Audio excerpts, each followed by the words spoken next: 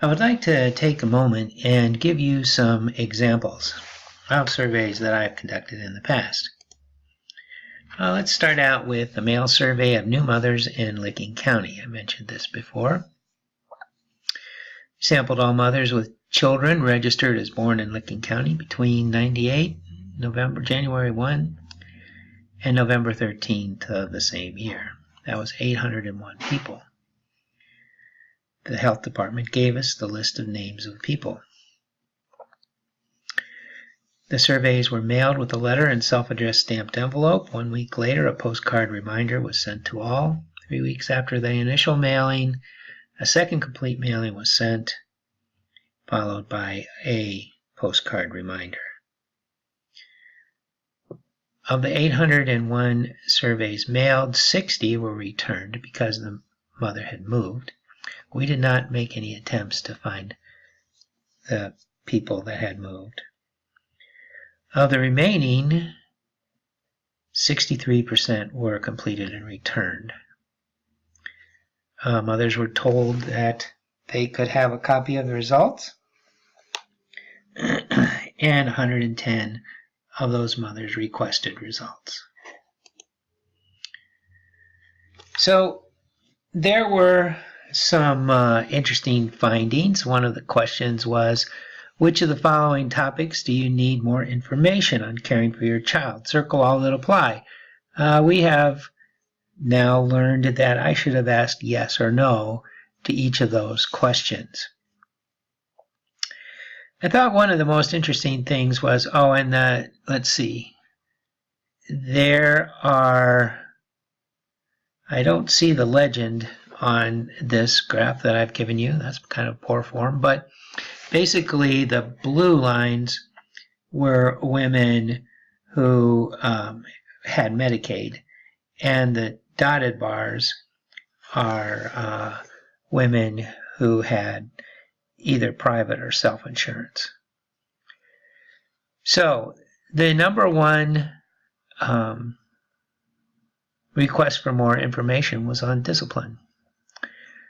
I think that's kind of interesting. It's particularly interesting when in a health clinic, in a social services area, where you are concerned with abuse.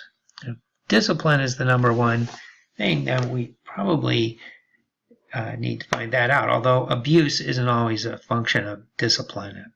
Abuse has got other issues related to it. They were interested in playtime activities. At the bottom was child health care, so they weren't really needing more information on that. They pretty much already had that. Again, in this case, the dark colors are Medicaid. Oh, I guess it's no health insurance versus private insurance. And interesting, the number one thing that they would like more information on was exercise or tutorials or education.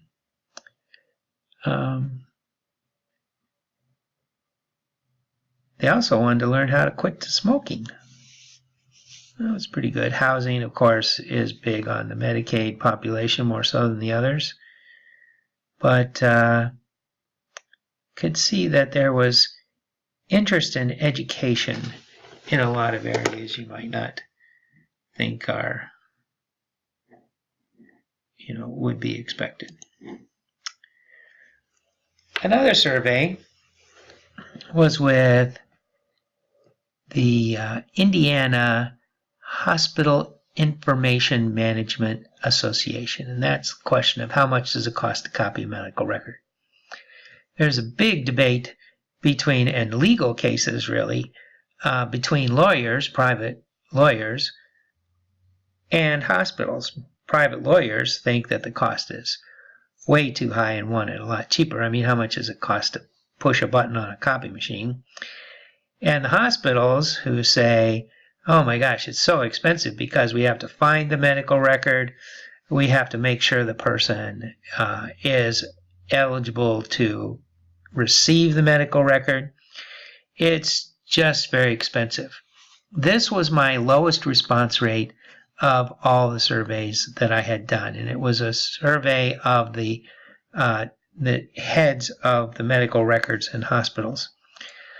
But to be fair, it took them a day or two to complete the survey, and they had to get information from the financial department. So I was pretty happy with this response. I also, the Indiana was actually the second survey I did with this question. The first was Ohio, and you can see that the cost in Indiana was $15.26, and the cost in Ohio was $15.74. That was from my estimate. And the approach here was to determine the hourly cost of running the medical records department. That figure was routinely collected and kept by finance. It's a Medicare requirement. Estimated the number of hours devoted to the copy task. That was figuring out and surveying the staff on how much time they spent, each person spent on copying functions. Estimated the number of copies per year, and then did that little formula and came up with this estimate, which the fact that it was so consistent was pretty good. Also, the fact that pretty much the lawyers were unhappy because it wasn't cheap enough, and the medical records people weren't happy because it was too cheap. So I figured I probably came pretty close to the right answer.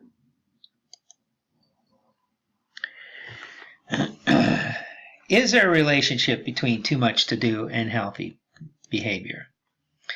This was a survey of Children's Hospital employees. It was a stratified random sample, meaning that I altered the, I over and undersampled various parts of the survey. 150 surveys were sent out, 17 returned for bad addresses, which was pretty interesting because I got the addresses from HR, who uses that database for sending out tax forms and other things. Again, I was neglectful in pursuing those 17 people for their actual addresses. This is the one we talked about before with the 3 mailings.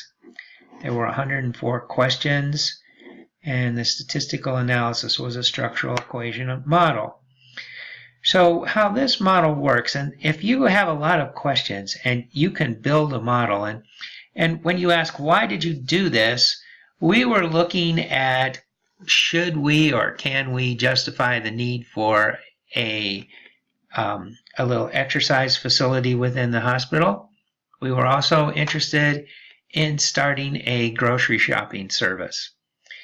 And so we came up with this little model in which we looked at, so there were a lot of questions. And this is a scale. It was a standard scale on perceived stress. This is a standard scale on role overload. For example, nurses, they bring home the bacon and cook it up in a pan. So a nurse is a mother, a provider, just has tons of roles. This is, do you have time to cook? Do you have time to shop? And these were all scales, multiple questions coming into individual scales. And then these scales were combined into a underlying latent factor, which I named a frazzle factor. So if you scored high on, if you were stressed out, role overloaded, no time to cook, no time to shop, you were frazzled. And we suggested that we had a couple of job satisfaction questions, and there was a negative relationship between being frazzled and job satisfaction. Also a negative relationship between being frazzled and healthy behaviors, which were defined as we had eating behavior. Did you eat your fruit and veggies? Did you have good habits, like you ate breakfast in the morning? Bad habits, you went to McDonald's? Did you eat lots of fats or not? Actually, this was before fats were considered good. At the time of this survey, fats were bad for you. Fats are still bad for you if it's the wrong kind of fat. But anyway. Exercise behavior. Do you exercise at work? A bunch of questions related to that. At leisure time and sports.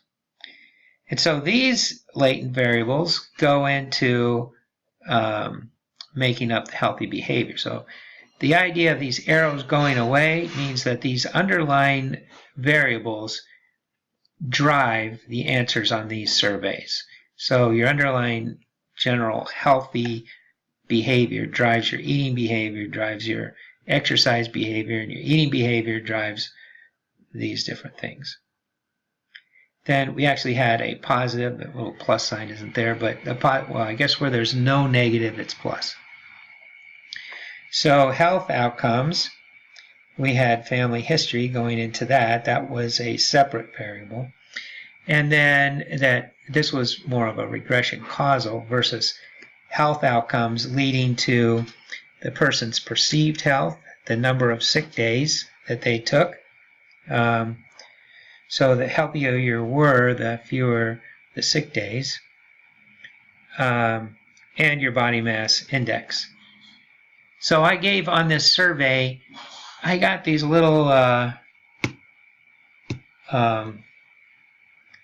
rulers, little paper tapes, measuring tapes. I had people measure their waist circumference. That's part of this body mass index, as well as asking them their height and weight. So this is a nice way to reduce 104 questions into a meaningful model. I found that a frazzled lifestyle can affect worker health, require time management strategy as an integral part of the job and employee evaluation, offer services to encourage healthy behavior, grocery shopping, daycare was another one, exercise breaks.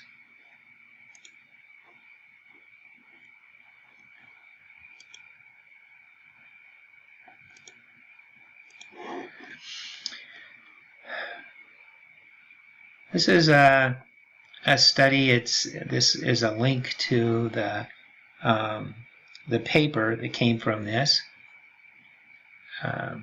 This was done at the Ohio State University and sponsored by the American Optometric Association. Can a simple survey detect computer-using employees with vision problems? Can we identify factors that are potentially amenable to remediation? We constructed a model. Now, this is another structural equation, but it's a little maybe over the top. And then we tested the model. Again, we had quite a few questions that enabled us to make this ridiculous model. But the one of the authors, while these are the eye symptoms and eye information, wanted to make sure that we were covering other things that would measure things like quality of life. So, for example, we were interested in whether eye symptoms would impact quality of life. But there's a lot of other things that could. And so all of these kind of peripheral questions are related to, are there because we wanted to modify our just simple impact of eye. We didn't want to find a relationship here and then turn out to be the cause of a lot of other underlying factors. Again, it was a mail questionnaire, although we didn't send to addresses. I don't think. I think this was an inter-office mailing. And we had a 70% response rate. The age range was 21 to 69, 68% female. Computer use average was 6 hours a day. We had 4 mailings: complete mailing, postcard follow-up, second mailing, postcard follow-up. And then we just did simple correlations and regression analysis. And we found that with correlation, the more I qualities you had was negatively related to quality of life. Things that just by the depth of the bars, job quality, job satisfaction, and social support were more important to life quality over eye symptoms, but eye symptoms were still significant related, and at a correlation that's somewhere around 0.3. These R-squareds are within overall regression. We had correlations with correlations with physical symptoms. And here, of all the stuff that we had, the biggest thing that was correlated between these two were eye symptoms. So what happens is you get into an eye strain situation and your body is, in order to see the monitor, you're being very stiff in a fixed position. That encourages problems with your physical being as well as symptoms. They're associated. There's no causal thing here. They're related to each other.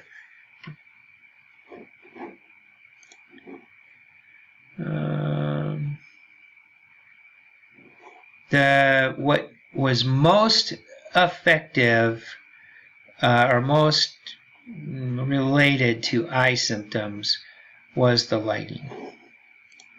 So 59% said there were bright overhead lights or bright windows in the field of vision while looking at the computer's display.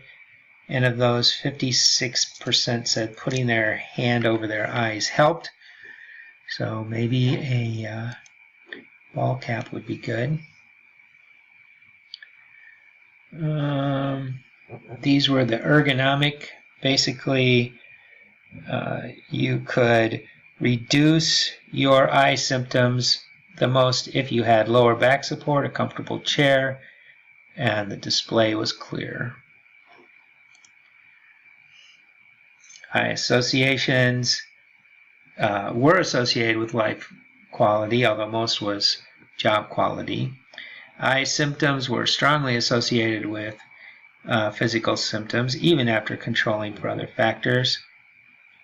The ergonomics, job demand, and lighting were associated with eye symptoms, and possibly wearing a hat to keep down the glare would be a useful thing.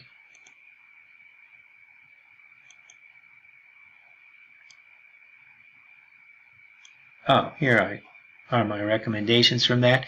Use a comfortable chair that supports your lower back. Wear glasses or contacts if necessary that allow you to see the computer monitor clearly.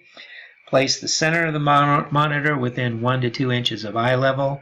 Move your computer away from an open window. Turn down the lights or remove fluorescent tubes from the ceiling. Wear a ball cap or visor, even if you can't reduce the intensity of the lighting.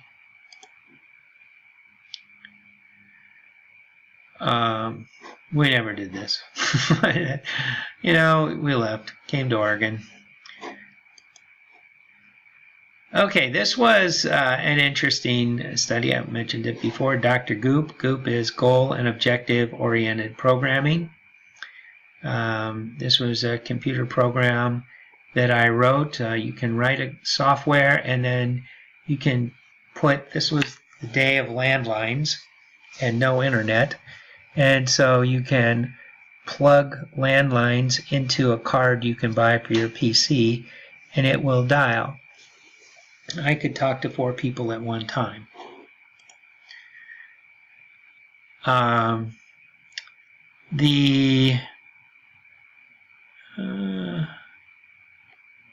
I don't have the original Dr. Goop on here. Interesting. I'm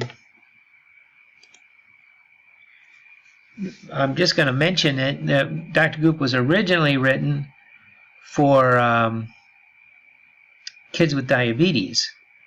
And they would, the child would come to the doctor, see his diabetes team. They would talk about how he's doing, things that he needs to work on. For example, suppose that he was always taking his insulin. This is type 1 diabetics. He was always taking his insulin right with his dinner. Well, you should take your insulin about 20 minutes before you eat. Also the day before the time before pumps were popular. So a kid had to take an injection multiple times a day. And so they were working on that. So what Dr. Goop would do is he would, after the kid left, they decided the plan would be to work on taking insulin 20 minutes before dinner. Dr. Goop would call, ask for the child's name. When the child got on the phone, Dr. Goop would say, okay, you said you were going to take your insulin 20 minutes before dinner. Did you do that today or yesterday? Press 1 for yes, 2 for no. And if he said yes, and Dr. Goop would say, good job, it's good to take your insulin before you eat. If no, he would say, okay, well, it's good to take your insulin before you eat. Maybe tomorrow. I don't think he said maybe tomorrow. But he also would give them a tip of the day. And he would ask if they had any questions. If they had a question, they would state, now Dr. Goop wasn't smart enough to answer them, but they would record their question. When the child hung up, Dr. Goop called the advice nurse, or the diabetes nurse.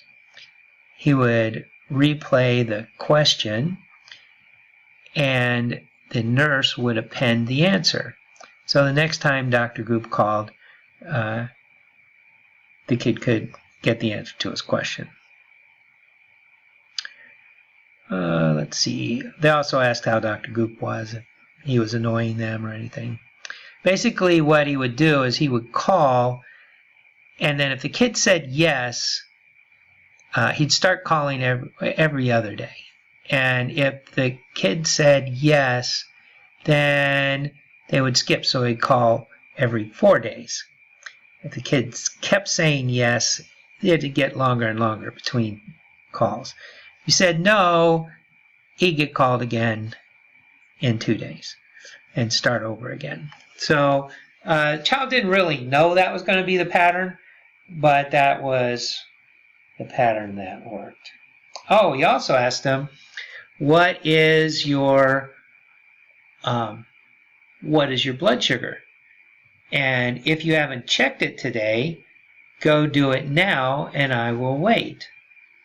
And so the kid would go check his blood and come back and punch in the number that came up on the meter. And one of the things that we did in validating this program was we looked to see the correlation between the child's last 90 days of reporting their glucose level as it correlated with their HbA1c, which is a direct test of the blood cells, the glycosylated hemoglobin in the blood attached to red blood cells, and glucose attached to them. And then it's good for the last 90 days during the cell life of the red blood cell. And there was a nice correlation between those two. So the kids were telling the truth, basically, when they were reporting their blood sugar levels. Okay, well, Dr. Goop was, I was teaching a class in public health at the time, part-time, just weekend master's program. And one of the people worked at Nationwide Health Plans, and they heard about this, and they thought that would be good for their program. So we applied for a Pfizer grant, innovation grant and got it. And I actually left my perfectly good paying job at Children's Hospital and went off to my own little business where I worked a couple days a week for introducing Dr. Goop to Nationwide and spending the rest of my time consulting with children's. They still had statistical needs that I helped them with.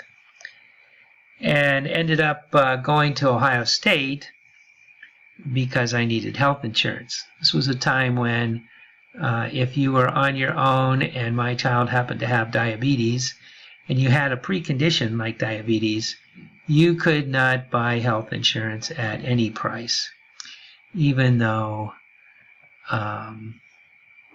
my daughter is a model of health. So, except for having diabetes. So, actually, it was a good thing because it connected me with a guy, and I came out to Oregon then to work. And I'm here today. So I wouldn't be here talking to you today if it wasn't for the incredibly poor health care provided in the early 2000s in the United States. So, okay, so one of the things we did a diabetes thing for their program, a similar one that we did at Children's with calling in the reminders. But we also did a thing regarding Pap and mammogram screenings. So, if women failed to respond to their annual postcard reminders, we would call them up. Dr. Goop would call them up. And we looked at the records, the program, well, actually, a database of women who had not had a scheduled Pap or mammogram were given to Dr. Goop. Now, there were women with phone numbers, there were women without numbers, and there were women with phone numbers who were not contacted. Now, they weren't contacted either because they weren't home and nobody answered the phone, or they answered the phone and they decided not to answer to a computer. But as far as the women with phone numbers and without phone numbers, that was really an option of whether or not the insurance agent filled in their number. It wasn't particularly systematic to the particular women. It was more systematic to the insurance agent, although I wouldn't call it random. Within the groups, the women needed a Pap test, a mammogram screening, or both, and calls were tailored to their specific needs. These were members that needed who had not had their scheduled Pap test, and they went and they had a Pap. They received the message. They got their Pap test versus no. So it helped a little bit.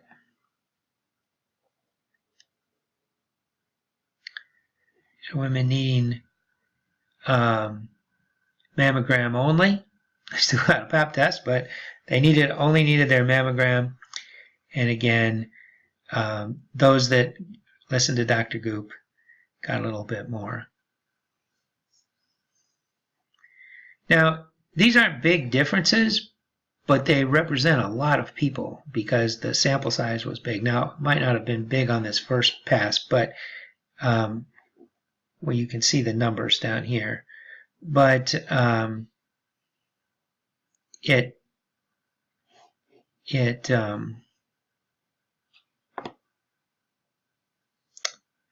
just that little boost gets more than it can be a lot of people over time. We did better on mammograms only if they needed both.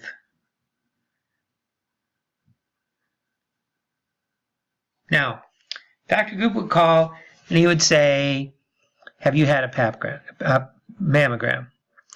And the woman would say, yes.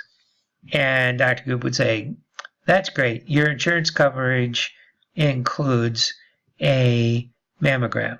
And such and such organization, American Cancer Association, says it's a good idea to get one. And if they said no, and he asked, have you scheduled one? If they said yes, that's good, blah, blah. If no, then will you get one? If they say yes, says, okay, good. It's American Cancer Association says it's a good idea to do it, and your insurance plan covers it. If they say no again, then he goes through and asks them the questions you see here. Not in this order. I rank ordered the questions in the order that they were stated. So they would say, press, is it uncomfortable or embarrassing? Press 1 for yes, 2 for no. And so it mostly they didn't want to do it because of they were embarrassed or uncomfortable. If they did say that, or no, not this one. So they didn't know the plan covered it, didn't know the time, doctor did not recommend, too much trouble, didn't need the test. Down to don't know what to expect, although not too many people did that one. But if they said yes to that one, we asked them if they wanted to listen to a recording by a doctor from a clinic that would explain to them the procedure. So I don't know how many took that. But it was, you know, that was that study. I don't know what that slide's doing in here. Final thoughts. Okay, that's it for the examples. Again, at final thoughts, reserve your survey for important topics that are linked to specific decisions. Design your survey to control sources of error, good questions and answers that are traded with social capital. Select a representative cohort, and one more time say, go after it with gusto. That's my talk.